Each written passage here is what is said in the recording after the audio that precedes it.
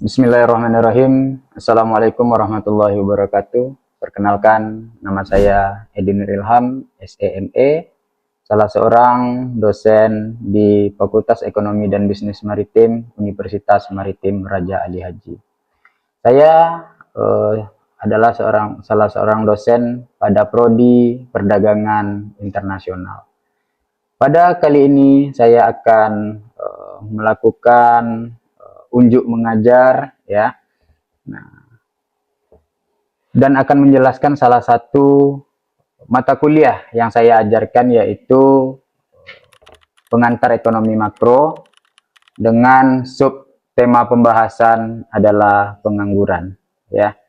Jadi diharapkan nanti kawan-kawan mahasiswa bisa memahami apa yang diinginkan dari capaian pembelajaran mata kuliah pada hari ini. Yang pertama itu diharapkan mahasiswa mampu menjelaskan jenis-jenis pengangguran, yaitu friksional, struktural, siklikal, dan juga pengangguran musiman. Capaian pembelajaran yang kedua yaitu mahasiswa mampu memahami dampak pengangguran, baik itu kepada individu ataupun nanti kepada segmentasi bisnis dan juga terhadap makroekonomi atau secara nasional. Sub capaian pembelajaran mata kuliah yang terakhir yang diharapkan nanti kawan-kawan mampu untuk menjelaskan kebijakan apa yang cocok dan apa gejala-gejala yang dialami oleh pengangguran sehingga bisa mengatasi pengangguran, baik itu dari segi kebijakan fiskal dan juga kebijakan moneternya. Nah, jadi di sini saya akan melakukan praktek mengajar dengan bahan ajar utama mengacu kepada buku Dominic Salvatore ya. Nah, buku Dominic Salvatore edisi keempat. Nanti silahkan rekan-rekan mahasiswa untuk mencari sumber referensi, baik itu melalui e-books ataupun dari buku yang tersedia di perpustakaan kita. Nah, jadi pembelajaran ini akan saya sampaikan dengan pendekatan DAA atau DIA. Yang pertama itu delivery, saya akan menyampaikan materi dengan PowerPoint ya. Nah, bagaimana nanti saya juga meminta interaksi daripada mahasiswa, dan yang terakhir nanti akan dilakukan asesmen secara berkelompok, yaitu dengan cara diskusi. Nah, terakhir pada hari ini dengan pendekatan itu saya berharap pembelajaran bisa berlaku dengan efektif ya, bukan hanya dosen sebagai center learning, tapi mengharapkan mahasiswa menjadi pusat dari pembelajaran mata kuliah ini. Nah, selanjutnya saya akan menampilkan dokumentasi pembelajaran micro teaching saya secara luring untuk mata kuliah pengantar ekonomi makro. Selamat menyaksikan. Bismillahirrahmanirrahim. Assalamualaikum warahmatullahi wabarakatuh.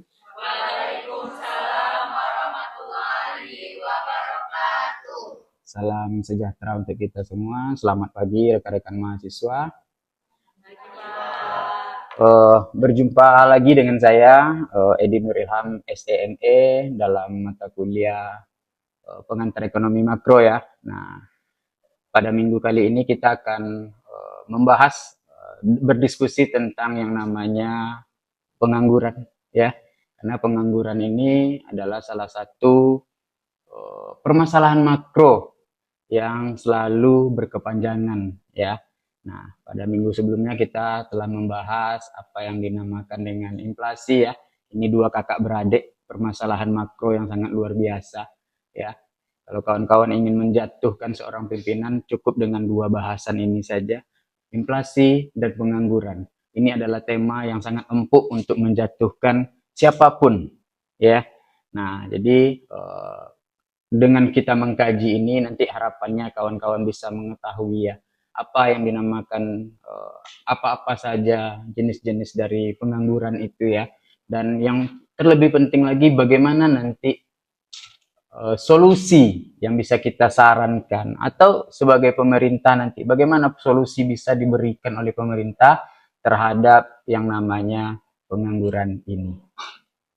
Oke, mungkin saya akan membagikan slide-nya saja dan kawan-kawan juga sudah memperoleh di LMS-nya. Di pembahasan kita hari ini cukup menarik ya. Kita membahas tentang pengangguran dalam ekonomi makro. Nah, barangkali saya membutuhkan satu jawaban ya dari kawan-kawan mahasiswa tentang materi minggu lalu ya. Nah, minggu lalu kita membahas adiknya daripada pengangguran ini adalah inflasi ya. Nah, mungkin siapa yang bisa memberikan tanggapan? Mungkin saudari Ivana. Saya Pak, jadi inflasi itu adalah suatu kondisi di mana harga barang dan jasa secara umum tuh meningkat secara terus-menerus dan itu terjadi dalam jangka waktu tertentu saja. Terima kasih saudari Ivana ya. Kata kuncinya dua saja. Kecenderungan harga selalu meningkat, durasi waktunya panjang. Nah, itulah yang dikatakan inflasi. Kalau pemicunya mungkin kita telah membahas pada minggu lalu. Ya, mungkin kita fokus pada hari ini kita akan memahami apa yang dimaksud dengan pengangguran ya. Nah, peta pembelajarannya atau sub CPMK-nya yang dibebankan pada pertemuan kali ini bagaimana diagnosis masalah ya. Pertama itu kita mengidentifikasi 4 jenis pengangguran. Nah, nganggur itu banyak rupa jenisnya ya. Bukan nganggur-nganggur saja, tidak, rupanya nganggur pun ada jenisnya gitu ya. Nanti kita akan pelajari. Yang kedua itu bagaimana analisis gejalanya. Apa saja nih kalau kita sakit kan ada gejalanya ya. Nah, nganggur pun ada gejalanya gitu misalnya ya. Nah, bagaimana nanti dampaknya terhadap individu ya, terhadap perusahaan, terhadap kebijakan makro, dan bagaimana strategi bisnisnya. Nah, jadi kalau kita seorang manajemen itu, ya manajer itu kita harus tahu misalnya daya beli masyarakat turun, apa yang harus kita lakukan terhadap usaha kita gitu misalnya. Nanti kita akan pelajari. Oke, kawan-kawan. Solusinya sebenarnya kalau kita bercerita tentang pengangguran itu ya kita bercerita dulu seberapa banyak angkatan kerja. Untuk kita pengetahuan bersama adalah penduduk yang usia produktif ya, sedang bekerja atau aktif mencari pekerjaan, itu disebut dengan angkatan kerja. Kalau pengangguran, nah pengangguran, usia kerja, angkatan kerja, mencari pekerjaan, tapi belum mendapatkan pekerjaan. Nah, tapi misalnya ada ketiga komponen ini, tapi dia tidak sedang mencari pekerjaan, dia tidak mencari pekerjaan nih, misalnya bapaknya sultan misalnya, ya, dia anak konglomerat misalnya, dia tidak mencari pekerjaan, dia tidak bisa dikatakan sebagai pengangguran. Nah, karena komponennya harus melengkapi tiga ini. Dia angkatan kerja, usia kerja, sedang mencari pekerjaan, tapi belum mendapatkan pekerjaan. Itu yang katakan nganggur. Ya, nah, makanya nanti ada yang katakan pengangguran sukarela, ya kan anak orang kaya kadang-kadang kan nggak kerja juga dia kan. Anak-anak sultan misalnya segala macam gitu. Ya kelihatan tidak bekerja lah, walaupun katanya kerja gitu misalnya kan. Nah, jadi nanti kita bisa lihat gitu. Nah, polanya sebenarnya sederhana kawan-kawan. Aliran masuknya dari mana? Ya, kalau yang udah bekerja mungkin ada PHK namanya ya. Apa PHK? Pemutusan hubungan kerja. Lebih sakit daripada putus cinta loh. Iya kan? Nah, PHK. Sedangkan kita punya beban tanggungan ya. Kita tak punya pekerjaan, tak ada pemasukan, daya beli. Nah, itu akan menjadi hantu momok di ekonomi. Nah, yang kedua lulusan baru. Nah, ini tantangan. Ya, lulusan baru. Kawan-kawan yang nanti misalnya semester berapa, semester 8, semester 9 mau selesai. Kawan-kawan otomatis udah nggak menjadi mahasiswa lagi. Kawan-kawan udah dikatakan sebagai angkatan kerja. Karena kawan-kawan sudah aktif mencari pekerjaan, berusaha memperoleh pekerjaan, tapi banyak penelitian mengatakan masa tunggu dari suatu mendapatkan pekerjaan di awal itu paling cepat 6 bulan. Tanpa embel-embel orang dalam ya. Nah, tanpa embel-embel. Tapi kalau misalnya kita survive, kita mencoba berjuang fighting sendiri misalnya, itu 6 bulan angka yang sudah sangat bagus mencari pekerjaan. Itu real. Data yang menyebutkan. Kecuali dengan embel-embel ya Bapak Awak Presiden ya bisa saja. Ya kan? Anatomi dari pengangguran itu sendiri kawan-kawan. Kita harus tahu nih anatomi, misalnya bagian-bagiannya ya. Nah, yang pertama itu friksional, ya. Ini jeda waktu, ya. Jeda waktu. Nah, atau mencari pekerjaan baru. Kawan-kawan mahasiswa, misalnya angka 6 bulan yang saya sebutkan tadi itu adalah friksional namanya, ya. Masa 6 bulan mencari pekerjaan itu friksional namanya.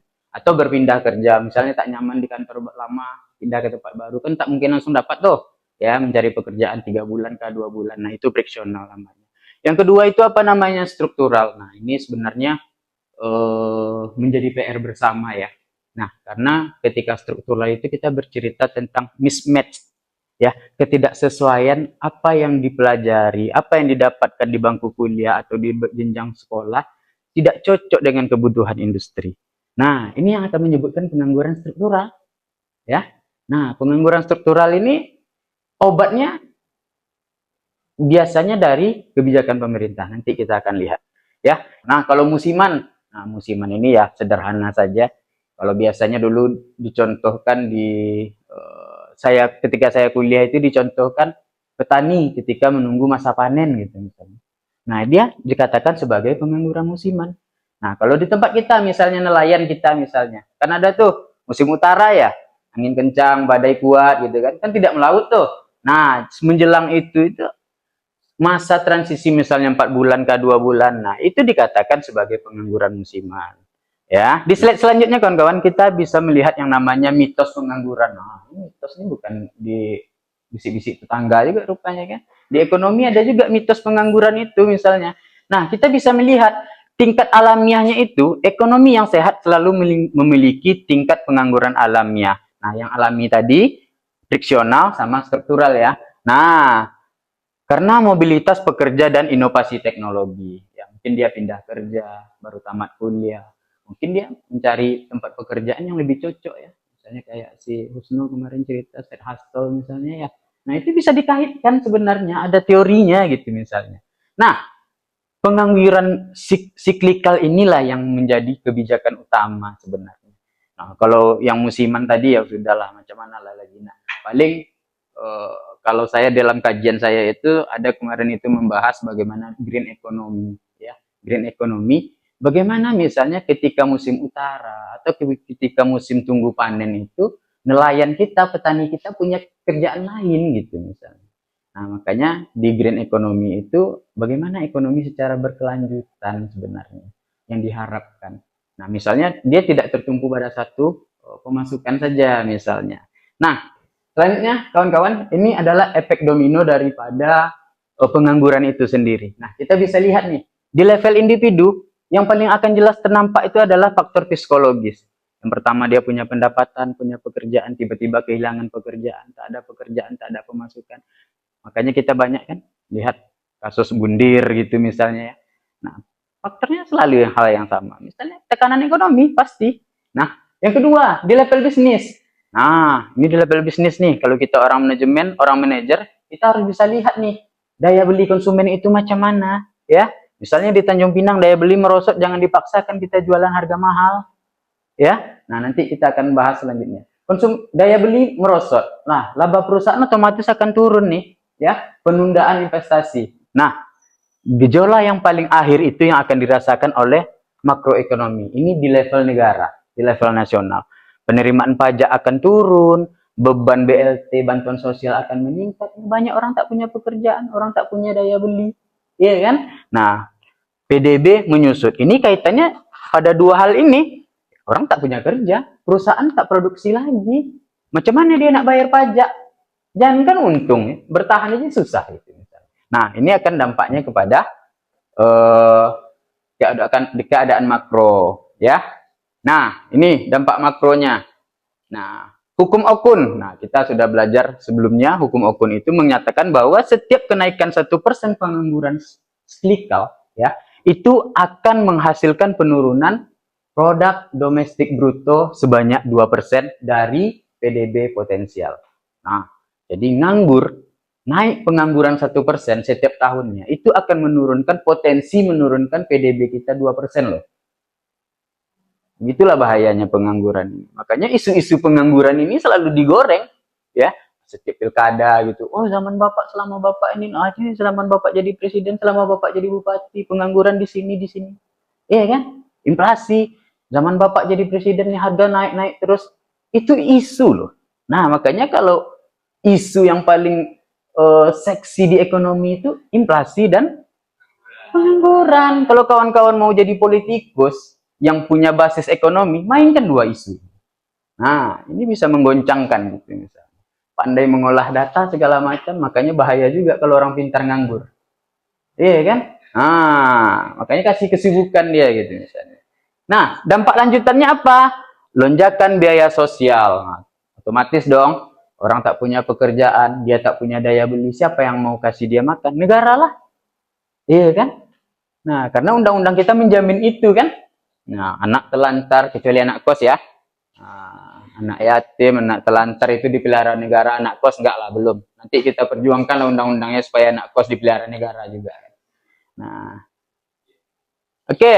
Nah, ini sebagai kita orang manajemen kita harus paham nih, apa dampak terhadap bisnis. Ah, pengangguran, wah biarlah Pak orang nganggur kan usaha-usaha saya, apa urusannya sama orang?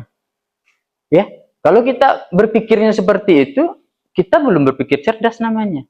Karena daya beli tadi, apa? Itu akan menurunkan daya beli. Ya kan? Nah, apa strategi yang bisa kita lakukan? Nah, pricing strategi, ya bahasa kerennya ya. Ya bahasa sederhananya kita menyesuaikan harga, ya. Mungkin biasanya ukurannya sebesar bola gasti, ya, karena daya beli menurun, ya bola pingpong lah gitu misalnya kan. Nah, iya kan? Nah, kita harus berstrategi sebagai manajer. Makanya, oh Pak, kami orang manajemen, kami nggak perlu belajar makro mikro, salah besar. Oh kami orang manajer Pak, kami duduk di meja aja, kami nggak perlu data BPS, kami nggak perlu data pengangguran, salah besar. Kawan-kawan harus paham itu. Nah, peluangnya apa? Surplus tenaga kerja, orang banyak nganggur. Iya kan? Sebagai perusahaan kita bisa merekrut orang dengan biaya yang lebih murah. Ya. Makanya kenapa perusahaan-perusahaan besar itu, misalnya kayak Apple lah misalnya, ya. Perusahaan-perusahaan yang besar misalnya, Apple, kayak perusahaan-perusahaan mobil otomotif, kenapa dia lebih senang berinvestasi di Vietnam? Ya. Kenapa dia lebih senang berinvestasi di India? Dia ngejar ini, tenaga kerja. Ya. Nah, daya tawar perusahaan, bargaining possession perusahaan itu meningkat dalam negosiasi gaji. Orang semua susah kerja loh. Ya, kalau di Amerika itu, makanya di Amerika itu ya saya belum pernah sampai ke sana, cuman saya pernah lihat videonya orang ngisi pom di pom bensin itu ngisi sendiri loh. Iya kan? Begitulah mahalnya tenaga kerja di sana, di Jerman segala macam. Ya. Nah, jadi itu bisa kita jadikan peluang, ya. Tapi jangan sampai karena itu akan menindas tenaga kerja kita. Kita bisa dibayar murah, ya. Jangan sampailah hal itu terjadi. Makanya kita harus bersama-sama mendukung apapun kebijakan pemerintah yang bagus gitu, misalnya yang sinergis gitu misalnya ya. Nah, dan kita harus mengkoreksi juga apa yang tak bagus. Nah, sebagai seorang ekonom kita harus seperti itu. Kita tidak boleh, oh apapun yang diprogramkan pemerintah kita semua ikut. Tidak bisa. Ya. Nah, selanjutnya kawan-kawan, instrumen kebijakannya apa? Subsidi misalnya, subsidi BBM lah segala macam. Nah, kalau kebijakan moneter, nah itu kaitannya dengan Bank Indonesia. Nah, bagaimana instrumen suku bunga, bunga acuan jumlah uang beredar itu dikendalikan, ya. Nah, kan tak mungkin nih duit banyak misalnya negara nih duit terlalu banyak beredar di masyarakat itu kan nggak baik juga, ya kan? Harga barang akan jadi mahal, ya kan? Nah, terlalu sedikit pun nggak baik juga. Nah, makanya instrumen BI itu dia mengelola suku bunga. Kalau uang terlalu banyak beredar di masyarakat, BI akan menaikkan suku bunga supaya orang mau nabung, ya kan? Duit orang balik ke bank lagi, ya. Nah, jumlah uang beredar itu harus diatur gitu. Nah, dari supply side-nya atau sisi penawarannya, ini fokus pada jangka panjang. Ini yang kita lakukan sekarang. Bagaimana memperbaiki pendidikan, ya?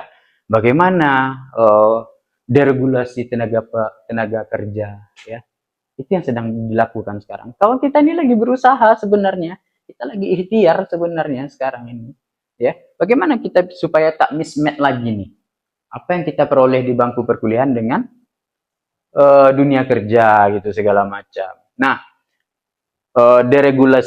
deregulasi pasar tenaga kerja ya. Nah, saya tak tahu juga lah apa MBG masuk atau tidak, saya tak tahu lah, belum ada penelitiannya ya. Oke. Nah, ini ada resepnya seperti yang dijanjikan di awal tadi. Resep pertama, pemerintah menurunkan pajak. Pajak itu diturunkan ya. Nah, supaya konsumsi masyarakat dan investasi bisnis itu meningkat. Nah, makanya orang malas kan investasi di tempat kita. Udahlah pajaknya tinggi, berbelit-belit. Iya itu kita harus akui, iya kan? Nah, makanya kenapa orang lebih senang investasi di Singapura? Orang buka berkantor di Singapura, nggak ada punglinya, ya kejelasan hukum jelas gitu misalnya ya. Nah, yang kedua apa? Permintaan agregat atau agregat demand itu naik drastis harapannya. Ketika pajak diturunkan, orang berinvestasi ya. Orang punya kerja semuanya, orang punya penghasilan, orang akan memiliki agregat demand namanya. Nah, investasi itu penting loh. Ya, makanya ada investasi asing masuk ya kita nggak harus selalu berada di titik kontranya ya, kita harus lihat juga ya. Kasus kita kemarin ada di Batam kan, ada beberapa ratus triliun yang mau masuk, itu kan sebenarnya iyalah duit berapa ratus triliun itu mungkin dalam 1-2 tahun akan habis, tapi multiplier efeknya akan kita rasakan gitu. Nah, tapi mungkin perlu dilakukan dengan cara yang lebih manusiawi, kan begitu saja pertimbangannya. Nah, ini ditawarkan oleh Keynesian. Nah, kita tahu kan, Keynes ini adalah seorang ahli ekonomi makro ya dari Inggris. Nah, dia menawarkan stimulus jantung namanya. Inilah tawarannya. Langkah pertamanya pemerintah harus menurunkan pajak. Nah, kita lihatlah pajak di tempat kita berapa sekarang. Agak-agaknya cuma sholat aja yang tak ada pajaknya kayaknya.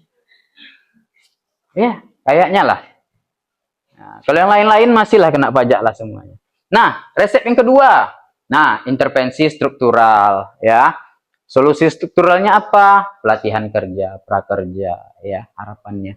Nah, yang kedua itu apa? Solusi untuk friksional apa? Bursa kerja digital ya. Kan kita sekarang ini udah gila digitalisasi kan. Tapi apakah infrastruktur kita udah siap untuk itu ya, kita bisa menjawab masing-masing lah ya. Kita diarahkan belajar semua digital, ini kita harus digitalisasi, ini semua harus cepat. Tapi apakah memang kita infrastruktur sudah memadai? Apakah semua akses internet itu sudah menjangkau seluruh rakyat? Ya kan? Di daerah kita kadang-kadang listrik aja masih ada yang padam, ada yang malam aja hidupnya kan, di berbagai daerah kita gitu. Nah, itu mungkin PR kita bersama. Nah, mobilitas apa? Perbaikan infrastruktur ya. Nah, mungkin pelabuhan kalau konteks kitanya ya. Makanya kalau kita lihat Singapura itu kenapa dia sangat-sangat dapat keuntungan dari jalur Selat Malaka itu. Ya karena dia secara logistiknya bagus. Pergudangannya oke, pelabuhannya bertaraf internasional, birokrasinya bagus. Ya, kita nggak boleh iri. Iya kan? Ya memang mereka sudah membangun itu gitu. Nah, oke. Nah, ini secara keseluruhannya kawan-kawan, kalau salah diagnosis akan menghasilkan kebijakan yang salah juga. Sama lah kalau misalnya dokter, kalau salah dia mendiagnosis, sama kayak kawan-kawan nulis skripsi misalnya salah mendiagnosis permasalahan, akan terlihat nanti di saran dan kesimpulan. Itu udah bisa dilihat tuh dari awal baca bab 1 nanti baca terakhir itu udah bisa nampak. Nah, kalau kesalahan sama ekonomi, kalau kita tak tahu nih, misalnya seklikal, apa gejalanya? Ada PDB anjlok misalnya, resepnya apa? Moneter ekspansif misalnya. Struktural apa? Ada kesenjangan keterampilan. Apa?